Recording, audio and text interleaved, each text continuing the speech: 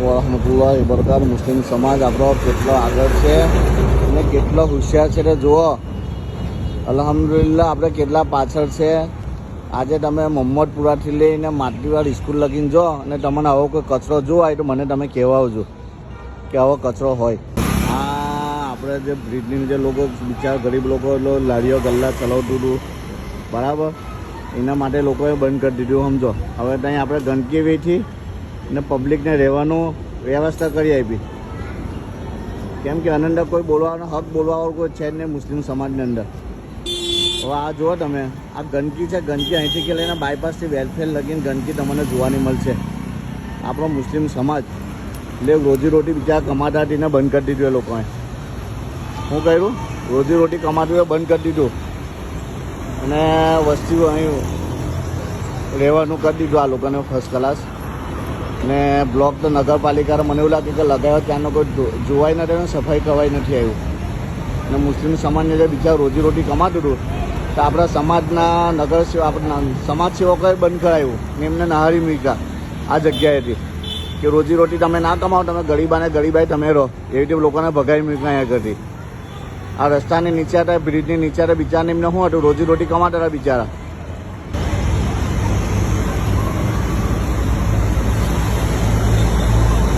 હું તો મુસ્લિમ સમાજ કહેવું પડે યાર. અલ્હમ્દુલિલ્લાહ દિનના બારામાં આપણે કેટલા પાછળ છે એવું સમજત. 5 ટાઈમની નમાઝ પઢવાનો અલ્લાહ તાલાએ ખાલી આપણો ફરજ નથી બતાવ્યું. સફાઈ બહુ જરૂરી છે.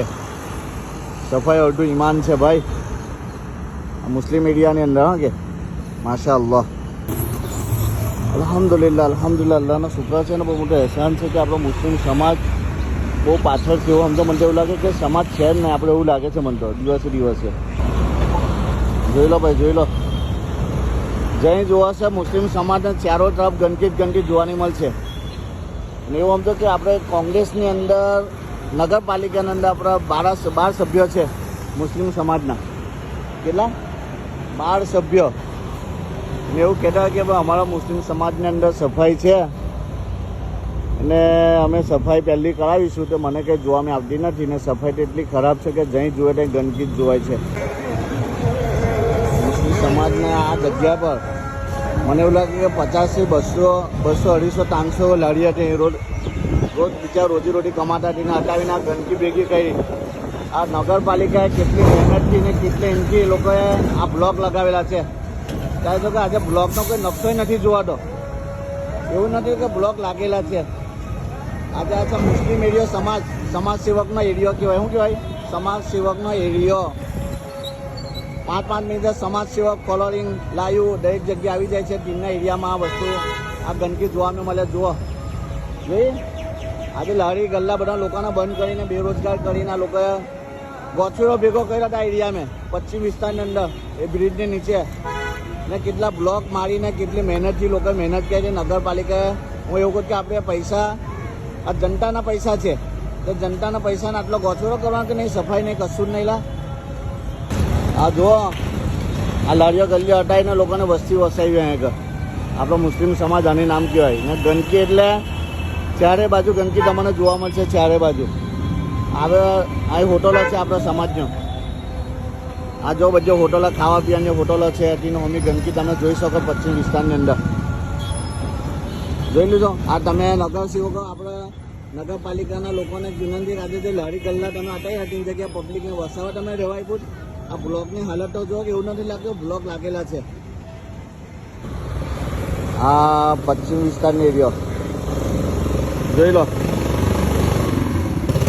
અહીંયા જે આખા વેલફેર હોસ્પિટલ કહેવામાં આવે છે, દર્દીઓની સેવા માટે રાખેલું છે આપણે વેલફેર હોસ્પિટલ. મુસ્લિમ સમાજનો હોસ્પિટલની આજુબાજુના ગંદકી તમે જુઓ.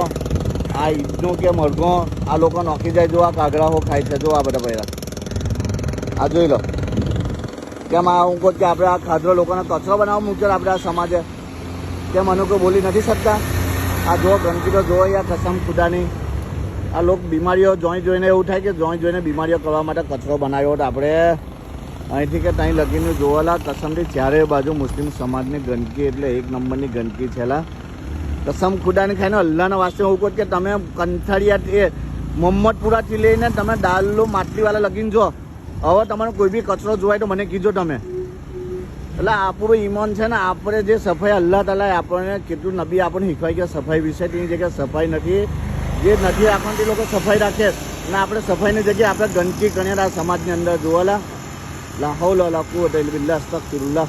અલ્લાહને કે જવાબ દેવાનો છે. ખાલી મોટી મોટી વાતો ના કરો સોશિયલ મીડિયા પર આવીને ને બહુ મોટા મોટા પ્રચાર ના કરો, ફોલોઈંગ વધારે એક્ટિંગ ખવા હોલે. આ જે સમાજ સેવકનું જે કામ છે તે કરો. અહીંયાથી લઈને મનુભર ચોકડી લગીને ગંદકી છે, ચારે બાજુથી લઈને મોના પાકથી લઈને મનુભર ચોકડી લગીને એક ભાગ ને એમ બાજુથી મનુભર ચોકડીથી લઈને પેલો આપણા ગરમિયા નારા લગીને આટલી ગંદકી આપણી ત્યાં મુસ્લિમ સમાજની ચારે બાજુ છે. બીજો એરિયા તો હજુ મેં નથી ચેક કર્યો. વાલેકુમ વરહમતુલ્લાહિ વબરકાતુહ. મુસ્લિમ સમાજનો એરિયા ભાઈ જોઈ લો, માર્કેટની સામે પેટ્રોલ પંપની બાજુમાં આ બધી દુકાનોની સામે બસ કલાક મુસ્લિમ એરિયા છે. ના ગંદકી જોઈ લો તમે, માશાઅલ્લાહ કેવી ગંદકી છે જોઈ ને.